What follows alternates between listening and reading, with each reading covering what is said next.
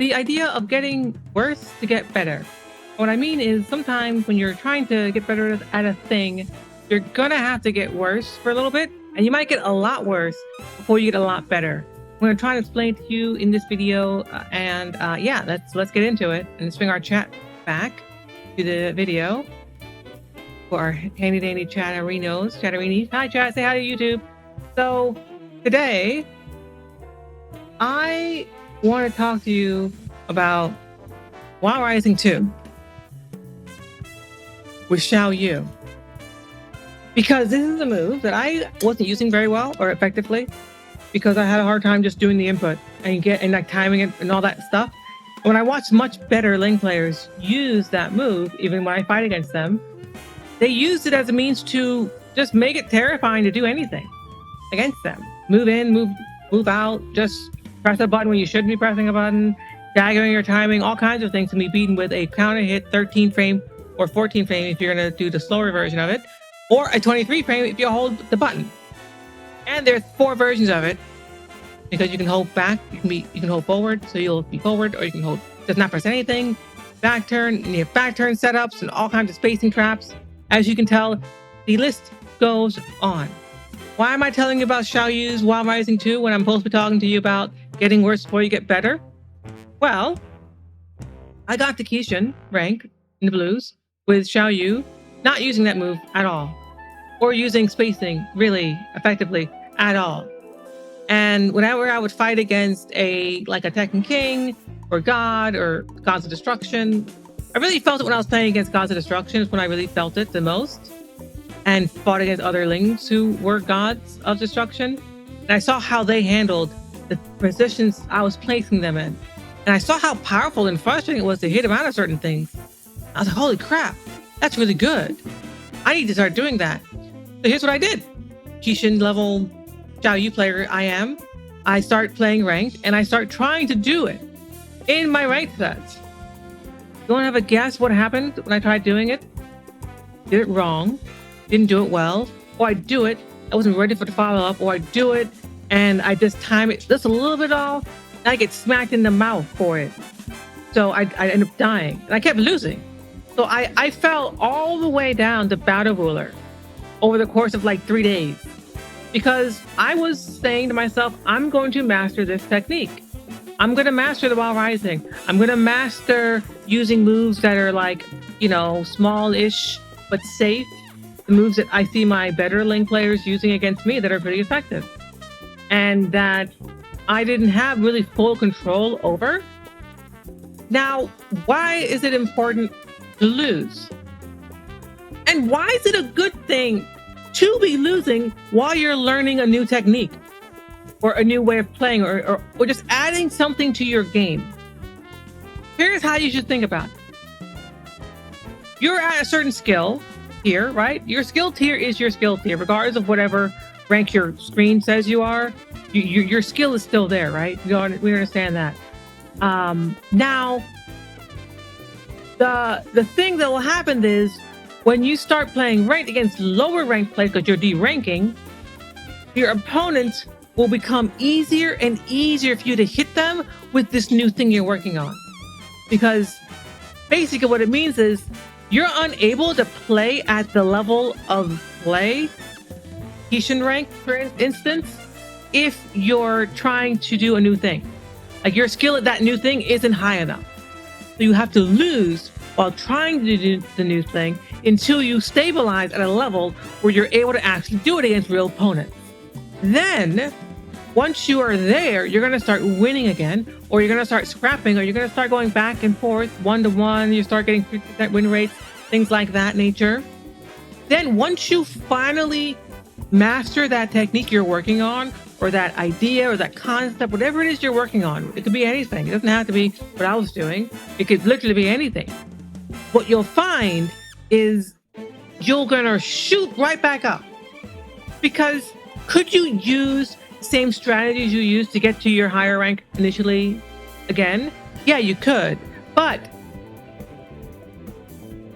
as I noticed, I wouldn't say I hit a wall, but I had hit the point of skill, like skill level of my opponent, where I was no longer able to keep doing this thing I was doing. I needed to start doing the next thing. And this is what I felt like was the next thing to work on that seemed most powerful and most effective to start implementing. So that's what I picked. You, dear viewer, might be finding something else that's most useful for you. Whatever that happens to be, hone in on it, do it in rank, and expect to lose a lot. A lot. You're going to lose. And that's a good thing. A good thing to lose, because it means you're going to be fighting weaker opponents while you're trying this new thing that you're not very good at doing yet. That's a good thing. So now I'm back at Kishin and I'm using the new technique and I'm feeling more confident and more comfortable and more stable, and I'm about to hit Bushin in a hot second. Like I'm feeling super crispy because of the grinding I spent, really not playing in a way that I felt like was going to limit my growth later on. And it hasn't. It didn't. Actually, it worked super well. So yeah, I'm going to also tie this idea to a lot of players get really hung up on playing the right way. So like not using two moves that are too unsafe, or moves that are not going to be useful later on, and whatever. Insert hang up rules here. And they're worried about, well, if I use this to get through the red ranks, is that going to create bad habits for me later on when I'm in the purples, or I'm in the blues, or the god ranks? And what I say to that player is, well, you're going to do what I just did. You're going to hit a point where you're going to find that these things are no longer working. You will now have to reevaluate your choices, reorganize for your mind. How do you want to even approach fighting? How do you want to approach your opponent? How do you want to open them up now? But you're now going to be doing that as a more skilled player who has more familiarity with the characters, with the cast, and just with Tekken more broadly. So you're not going to be reevaluating your character and your approach to the game from 0.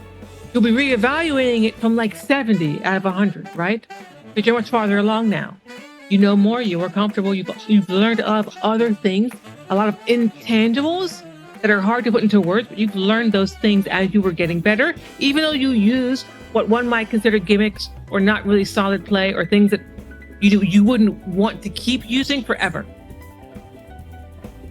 So it doesn't matter how you get ranked up, as long as you get better or start fighting more skilled opponents in a ranked setting. Because as soon as you start to find it doesn't work, adapt, switch. But there will always be a point in time where maybe it is time to just roll the dice and just go for it. If you feel like it's right, go for it. Who cares? Those big reads, those big options are still valid. It's just you may want to use them less often. But it doesn't mean in the back of your mind you don't want to have them. So long way of me telling you, don't get worried or hung up about needing to lose once you start getting more skilled and having to relearn or reapproach things. It's totally fine, totally normal. And I would say it's actually optimal, because you're not going to have to front load everything when you start playing the character and overwhelm yourself and not get anywhere. You'll get nowhere. If you try to overwhelm yourself with, I have to do this, I gotta do that, I gotta do this other thing. No. Just play the game, do what works, let the game state tell you what to do next. If what you're doing is working, if it's getting you wins, keep doing it till it stops getting you wins. That's how you adapt.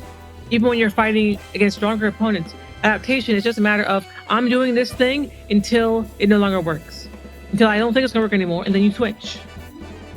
Whenever a person's like, I don't want to win this way because I'm worried that I'm going to create bad habits. It's like, fam, nothing you should be a habit. Even the good things that people tell you to do, those shouldn't be habits either. You should make sure that you're actually thinking and adapting and switching and moving around your options and rotating, all things you do. The second you start doing the same thing over and over again, the second you're going to start losing more often. So I hope this helps. If you're trying to figure out more about how to play in this maybe smaller Tekken way, check this video out here on small Tekken. And I should make a video on big Tekken eventually, but I don't know it well enough. And over here, you'll find a video that YouTube thinks is going to be good for you. You should probably click on that. If you haven't subbed, please hit this button over here. Hit that. Hit the like. Give me some comments. What do you think? Is it a good thing to lose sometimes to get better? Because I think it is. Let me know.